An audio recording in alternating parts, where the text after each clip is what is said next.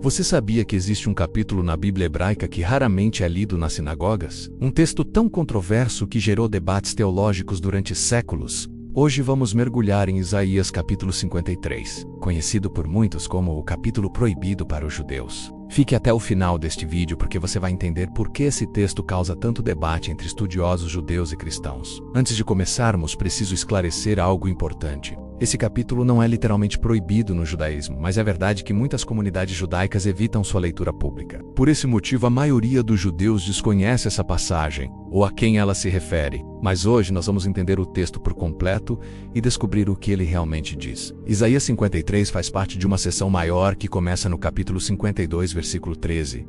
Vamos começar por aí. O texto diz: Eis que o meu servo procederá com prudência, será exaltado e elevado, e será muito sublime. Aqui já temos a primeira questão intrigante. Quem é esse servo? Essa é a grande pergunta que divide interpretações. O capítulo continua descrevendo algo chocante. Versículo 14 de Isaías 52. Como pasmaram muitos à vista dele, pois o seu parecer estava tão desfigurado, mais do que o de outro qualquer, e a sua figura mais do que a dos outros filhos dos homens. Imaginem alguém tão desfigurado que as pessoas ficam chocadas ao olhar. Que descrição poderosa e perturbadora. Agora entramos no capítulo 53 propriamente dito. Versículo 1. Quem deu crédito à nossa pregação? E a quem se manifestou o braço do Senhor? O profeta começa com perguntas retóricas, como se estivesse antecipando que essa mensagem seria difícil de aceitar, que poucas pessoas acreditariam no que ele estava prestes a revelar. Versículo 2. Porque foi subindo como renovo perante ele, e como raiz de uma terra seca.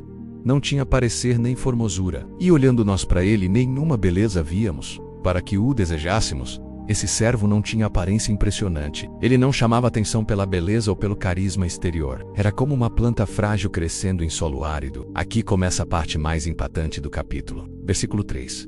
Era desprezado, e o mais rejeitado entre os homens. Homem de dores, e experimentado nos trabalhos. E como um de quem os homens escondiam o rosto era desprezado, e não fizemos dele caso algum. Esse servo sofredor não era admirado, mas rejeitado. As pessoas viravam o rosto, não queriam nem olhar para ele. Agora prestem muita atenção porque os próximos versículos são cruciais. Versículo 4. Verdadeiramente ele tomou sobre si as nossas enfermidades, e as nossas dores levou sobre si. E nós o reputávamos por aflito, ferido de Deus e oprimido.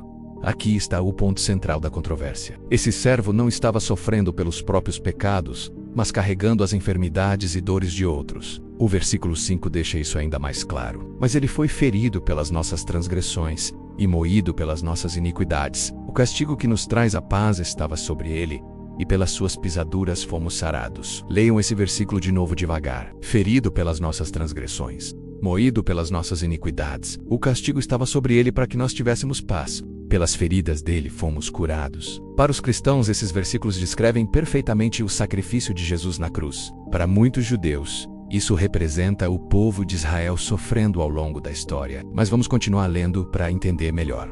Versículo 6. Todos nós andávamos desgarrados como ovelhas. Cada um se desviava pelo seu caminho. Mas o Senhor fez cair sobre ele a iniquidade de nós todos. A imagem é de um rebanho perdido, cada ovelha indo para um lado diferente. E toda a culpa desse desvio caindo sobre esse servo. Versículo 7. Ele foi oprimido e afligido, mas não abriu a sua boca. Como um cordeiro foi levado ao matadouro, e como a ovelha muda perante os seus tosqueadores, assim ele não abriu a sua boca. Que descrição poderosa! Como um cordeiro sendo levado para o sacrifício silencioso, sem reclamar, sem se defender. Versículo 8 continua. Da opressão e do juízo foi tirado. E quem contará o tempo da sua vida? Porquanto foi cortado da terra dos viventes. Pela transgressão do meu povo ele foi atingido. Ser cortado da terra dos viventes significa que ele morreu. E morreu pela transgressão do povo. Versículo 9. E puseram a sua sepultura com os ímpios, e com o rico na sua morte. Ainda que nunca cometeu injustiça, nem houve engano na sua boca. Mesmo sendo inocente, sem ter cometido injustiça alguma. Ele foi tratado como criminoso e sepultado. Agora vem uma reviravolta surpreendente. Versículo 10. Todavia, ao Senhor agradou moê-lo, fazendo-o enfermar. Quando a sua alma se puser por expiação do pecado, verá a sua posteridade, prolongará os seus dias, e o bom prazer do Senhor prosperará na sua mão. Apesar da morte, ele verá a posteridade e prolongará seus dias. Como alguém que morreu pode prolongar seus dias? Isso sugere algum tipo de ressurreição ou continuidade após a morte. Versículo 11. Ele verá o fruto do trabalho da sua alma e ficará satisfeito. Com o seu conhecimento, meu servo o justo justificará a muitos, porque as iniquidades deles levará sobre si. Novamente, a ênfase está em levar as iniquidades de outros sobre si mesmo. E o capítulo termina gloriosamente, versículo 12.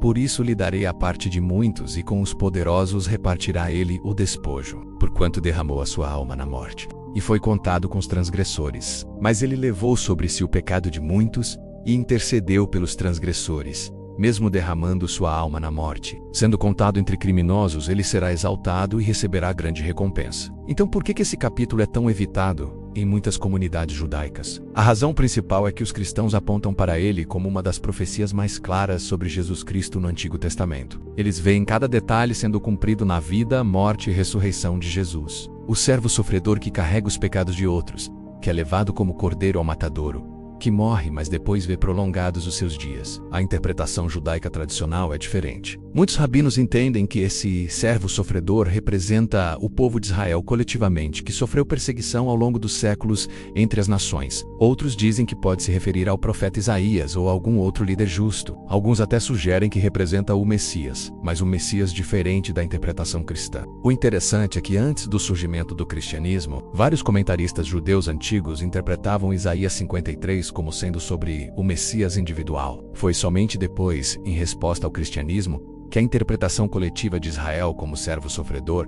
se tornou mais predominante no judaísmo. Ou seja, eles mudaram a interpretação para não ter que reconhecer que o Messias já veio, e eles o rejeitaram, pois toda a descrição de Isaías 53 se encaixava perfeitamente em Jesus. Uma coisa é inegável: Isaías 53 é um dos capítulos mais profundos e comoventes de toda a Escritura. Ele fala sobre sofrimento vicário, sobre alguém que sofre no lugar de outros para trazer cura e redenção. É um conceito revolucionário e profundamente espiritual. Mas então, Isaías 53 é realmente proibido? Não oficialmente, mas é verdade que muitas sinagogas evitam sua leitura pública, exatamente por causa das controvérsias teológicas que ele gera, e possivelmente pelo medo de serem indagados por outros judeus acerca da figura de Jesus. Mas agora você conhece o texto completo e pode tirar suas próprias conclusões. Se este vídeo foi útil para você, deixe seu like, se inscreva no canal e ative o sininho para não perder os próximos vídeos. Deixe nos comentários qual sua interpretação de Isaías 53.